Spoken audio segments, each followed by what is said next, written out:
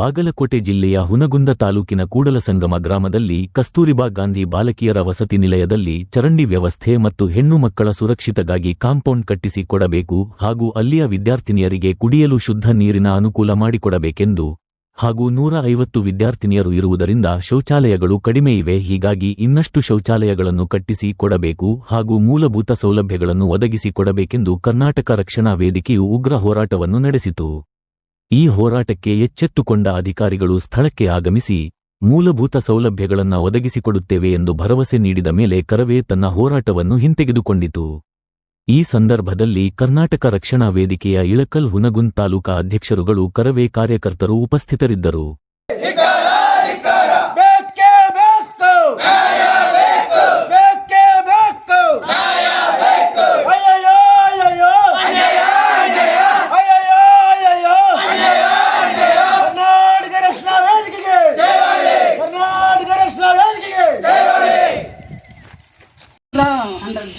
ಅವ್ರಿಗೆ ಎಷ್ಟು ಶೌಚಾಲಯಗಳು ಇರಬೇಕಾಗಿತ್ತು?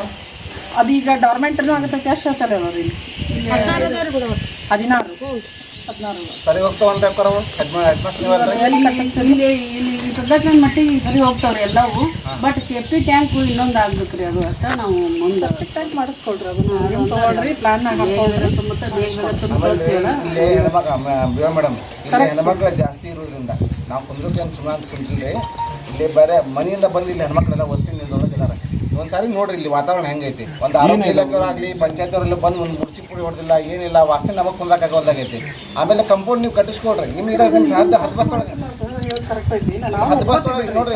ಅವ್ರ ಕೆಲಸ ಅವ್ರು ಮಾಡ್ತಾರೆ ಮೇಡಮ್. ನಿಮ್ಮ ಇದಕ್ಕೆ ಸಂಬಂಧಪಟ್ಟ ಜನ ಹೇಳ್ರಿ ಮೇಡಮ್. ನಾಲ್ಕು ಕಂಪೌಂಡ್ ಕಟ್ಟಿಸ್ರಿ. ಹೆಣ್ಮಕ್ಳು ಇರೋದ್ರಿಂದ ಕಂಪೌಂಡಿಗೆ ಈಗಾಗಲೇ ನಾನು ಡಿವೈಪಿಸಿಗೆ ಮಾತಾಡ್ಕೊಂತ ಬಂದೇನ್ರಿ. ಅವ್ರು ಸರ್ ಅದು ಒಮ್ಮಕ್ಲಿಂಗ್ ಹಾಕಿದ ತಕ್ಷಣ ಬರೋದಿಲ್ರಿ. ಶಿಕ್ಷಣ ಇಲಾಖೆ ಅಂದಾಗ ಒಂದು ವಸತಿನಿಲ್ಲ ಆಗ್ಲಿ ಶಾಲೆ ಆಗ್ಲಿ ಅದಕ್ಕೆ ತಾಂತ್ರಿಕ ಒಂದು ತೊಂದರೆಯಿಂದ ಅದೊಂದು ವ್ಯವಸ್ಥೆ ಬೇರೆ ಕಡೆ ಮಾಡಂತ ಹೇಳಿದ್ದು.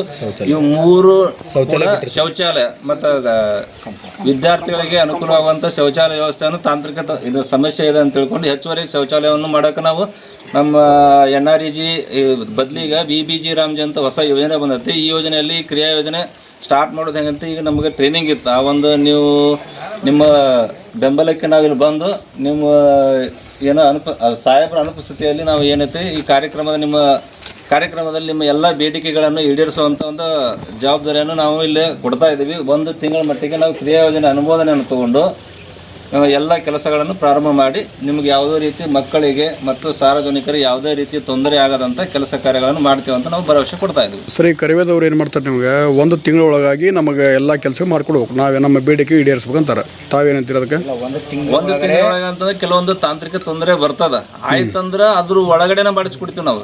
ಈಗ ಸರ್ಕಾರಿ ಹಂತದಲ್ಲಿ ಒಂದೊಂದು ಟೆಕ್ನಿಕಲ್ ಇಶ್ಯೂ ಆಗ್ತಾ ಇರ್ತವೆ, ಏನೋ ಒಂದು ಸಮಸ್ಯೆಗಳು ಬರ್ತಾ ಇದಾವೆ. ಆ ಸಮಸ್ಯೆಗಳ ಪರಿಹಾರ ಆದ ತಕ್ಷಣ 1 ದಿನ ಹೆಚ್ಚು ಕಡಿಮೆನೂ ಕೆಲಸ ಪ್ರಾರಂಭವಾಗಿ ಮುಕ್ತಾಯ ಆಗ್ತದೆ. ಅವರ ಸಮಸ್ಯೆಗಳಿಗೂ ನಾವು ಪರಿಹಾರ ಒದಗಿಸ್ತೀವಿ. 1 ತಿಂಗಳೊಳಗಾಗಿ ನಾವು ಮತ್ತೆ ಬರೋಣ. 1 ತಿಂಗಳು ಅಲ್ಲ, 1 ತಿಂಗಳ ಒಳಗಡೆ ನಾವು ಸರಿ ನೀವು ಹೇಳಿಕೆ 1 ತಿಂಗಳು ಅಂತ ಕೊಟ್ರಿ. ಕೆಲಸ ಆಗ್ಬೇಕು.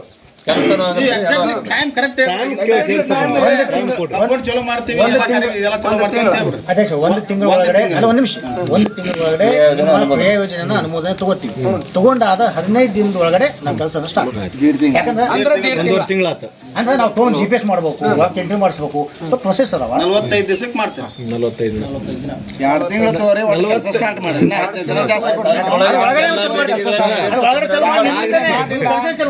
ಈಗ ನಾವು ಎಲ್ಲ ಕೆಲಸ ಮಾಡುವಾಗ ಆಗ್ಲಿಕ್ಕಪ್ಪ ಅಂತ ಮರುದಿನ ಬಂದು ಕೂಡುವಂತ ವ್ಯವಸ್ಥೆ ನಾವು ಮಾಡಿಸೋದಿಲ್ಲ. ನಾವೇನು ಊರಿನ ಕೆಲಸ ಮಾಡುವಂತ ಸಂದರ್ಭದಲ್ಲಿ ಸಾರ್ವಜನಿಕರು ನೀವು ಎಷ್ಟು ಸಹಕಾರದಿಂದ ಇಲ್ಲಿ ಬಂದು ಊರಿನ ಒಗ್ಗಟ್ಟಿಗೆ ಮತ್ತು ಮಕ್ಕಳ ರಕ್ಷಣೆಗೆ ಹೆಂಗೆ ಇಲ್ಲಿ ಹೋರಾಟ ಮಾಡಿದ್ರಲ್ಲ, ಇದೇ ಸಹಕಾರನ ನಾವು ಇಲ್ಲಿ ಊರಿನ ಸ್ವಚ್ಛತೆಗಾಗಿ ಏನೋ ಮಾಡುವಂತ ಸಂದರ್ಭದಲ್ಲಿ ಅಡೆತಡೆಗಳು ಬಂದ್ರೆ ಎಲ್ಲರೂ ಒಗ್ಗಟ್ಟಾಗಿ ಸಹಕರಿಸಿ ಮಾಡಿದ್ರಪ್ಪ ಅಂತಂದ್ರೆ ಎಲ್ಲಾ ಕೆಲಸಗಳು ಸುಲಲಿತವಾಗಿ ಆಗ್ತಾವ. ಏನೋ ತಾಂತ್ರಿಕ ತೊಂದರೆ ಬಂದು ಯಾರೋ ಅಬ್ಜೆಕ್ಷನ್ ಅಂತ ಏನೋ ಮಾಡಿದ್ರಪ್ಪ ಅಂತಂದ್ರ ನಿಮ್ಮ ಮನವರಿಕೆಯಿಂದ ಅವ್ರ ತಿಳುವಳಿಕೆ ಹೇಳಿ ಸರ್ಕೋತಿದಂದ್ರ ಬಿಡ್ತೀವಿ. ಇಲ್ಲಪ್ಪ ಅಂದ್ರೆ ಅದು ಸರಿಲಿಲ್ಲಪ್ಪ ನಾವು ಕಾನೂನು ಪ್ರಕಾರವಾಗಿ ಪೊಲೀಸ್ ಪ್ರೊಟೆಕ್ಷನ್ ತಗೊಂಡು ಯಾವ ರೀತಿ ಕ್ರಮ ಜರುಗಿಸಬೇಕು ಅದನ್ನ ಜರುಗಿಸಿ ನಮ್ಮ ಕೆಲಸ ಕಾರ್ಯಗಳನ್ನು ಮುಕ್ತಾಯಗೊಳಿಸ್ತಂತ ನಾವು ಹೇಳ್ತಾ ಇದ್ದೀವಿ. Thank you sir. ಓಕೆ. ಕಳಿಸ್ಬೇಡ್ರಿ ಅಂತ ಇರ್ತೈತಿ. ಆ ಕಡೆನೂ ಆಗಲ್ಲ ಮೇಡಮ್, ಎವ್ರಿ ಟೈಮ್ ಇಲ್ಲಿ ಪ್ಯೂನ್ ಎಲ್ಲದ ವಾರ್ಡನ್ ಇಲ್ಲೇ ಇರ್ಬೇಕು, ಇಲ್ಲೇ ಇರ್ತಿರಿಲ್ಲ. ವಾರ್ಡನ್ ಇಲ್ಲದ ರೀ ಅವ್ರ ಪ್ಯೂನ್. ನಿಮ್ಗೆ ಒಪ್ಕೊಳ್ತೀವಿ ಸರ್ ನಾವು, ನಿಮ್ಮ ಇದಕ್ಕೆ ನಮ್ಗೆ ಯಾವುದೇ ಅಭ್ಯಂತರ ನೀವು ಇಲ್ಲ. ದೌಡ ಮಾಡ್ಲಾರ್ದಕ್ಕೆ ನಾವು ನಿಮ್ಗೆ ಅನ್ನೋದು ಹೊರತು ಮತ್ತೆ ಯಾವುದೇ ಕಾರಣಕ್ಕಿಲ್ಲ. ನೀವು ಟೈಮ್ ನೀವು ಮಾಡಿದ್ರೆ ನಾವು ಹೋರಾಟ ಮಾಡುವಂಥ ಸಂದರ್ಭ ಬರುದಿಲ್ಲ, ಪರಿಸ್ಥಿತಿ ಬರುದಿಲ್ಲ ರೀ. ಹಾಕಿದ ತಕ್ಷಣ ಬರುದಿಲ್ಲ. ಹಾಕಿದ ತಕ್ಷಣ ಅಲ್ಲ ಮೇಡಮ್, 10 ವರ್ಷ ಅಂತ ಸಾಲಾಗಿ ಇದು ವಸತಿನಿಲಯ ಆಗಿ 10 ವರ್ಷದಿಂದ ಪರಿಸ್ಥಿತಿ ಅಂದ್ರೆ ಹೆಂಗ್ರಿ? ಈ ಹೋಲ್ಬಿಟ್ರೆ 1 ವರ್ಷ ಆಗಿದ್ರೆ ನಾವು ಸಮಯ ಕೊಟ್ಟಿದ್ದೀನಿ ಮಗ. ಮೇಡಮ್ ಅವ್ರ ಸುತ್ತಲಕ್ಕ ವಾತಾವರಣ ಜೀನಿ ಗೀನಿ ಬೆಳೆದವ್ರು ಈ ಕಡೆ ಕಾಂಪೌಂಡ್ ಇನ್ನೊಂದು ಅಲ್ಲಿ ಕಸ್ತೂರಿ ಬಾ ಶಾಲೆ ಒಳಗೆ 150 ಎಲ್ಲ ಕಟ್ ಮಾಡಿಸ್ರಿ ಪಿಡಿಯವರ. ನೀವು ಮಾಡೋ ಇದಕ್ಕೆಲ್ಲ ನಾವು ಹೊರಗಡೆದೆಲ್ಲ ಕ್ಲೀನ್ ಮಾಡಿಸ್ರಿ, ಗಟರ್ ನಿಂದ್ರುದು. ಬಾಲಕಿಯರ ವಸತಿ ಶಾಲೆಯಲ್ಲಿ ಇವತ್ತು ಮಕ್ಕಳಿಗೆ ಅಲ್ಲಿ ಶೌಚಾಲಯವನ್ನು ಇರದೇ ಇರುವ ಕುರಿತು ಮತ್ತು ಮೂಲಭೂತ ಸೌಕರ್ಯಗಳಾದಂಥ ನೀರು ಇನ್ನಿತರ ಸಮಸ್ಯೆಗಳನ್ನ ಇಟ್ಕೊಂಡು ಇವತ್ತು ಕರ್ನಾಟಕ ರಕ್ಷಣಾ ವೇದಿಕೆ ಈ ಒಂದು ಹೋರಾಟವನ್ನು ಮಾಡಿತ್ತು. ಈ ಹೋರಾಟಕ್ಕೆ ಸ್ಪಂದಿಸಿ ತಾಲೂಕು ಕ್ಷೇತ್ರ ಶಿಕ್ಷಣಾಧಿಕಾರಿಗಳು ಹಾಗೂ ನಮ್ಮ ಪಂಚಾಯಿತಿ ಸಿಬ್ಬಂದಿಗಳು ಹಾಗೂ ತಾಲೂಕು ಪಂಚಾಯಿತಿ ಸಿಬ್ಬಂದಿಗಳು ಮತ್ತು KAB ಅವರೆಲ್ಲ ಬಂದು ತಮ್ಮ ಭರವಸೆಯನ್ನು ಕೊಟ್ಟಿದ್ದಾರೆ. ಇನ್ನು 45 ದಿನಗಳಲ್ಲಿ ನಾವು ಕ್ರಿಯಾ ಯೋಜನೆ ಹಾಕಿಕೊಂಡು ಮುಂದಿನ ಹಂತದಲ್ಲಿ ಕೆಲಸವನ್ನು ಪ್ರಾರಂಭ ಮಾಡ್ತೀನಿ ಅಂತ ಹೇಳಿದರೆ, ಒಟ್ಟಾರೆ 2 ತಿಂಗಳ ಸಮಯವನ್ನು ತೆಗೆದುಕೊಂಡರೂ ಕೂಡ ಪರವಾಗಿಲ್ಲ, ನಂತರ ಇಲ್ಲಿ ಕೆಲಸ ಆಗಬೇಕು ಅಂತೇಳಿ ನಾನು ಈ ಮೂಲಕ ಮತ್ತೊಮ್ಮೆ ನಿಮ್ಮಲ್ಲಿ ವಿನಂತಿಯನ್ನು ಮಾಡ್ಕೊಳ್ತೀನಿ.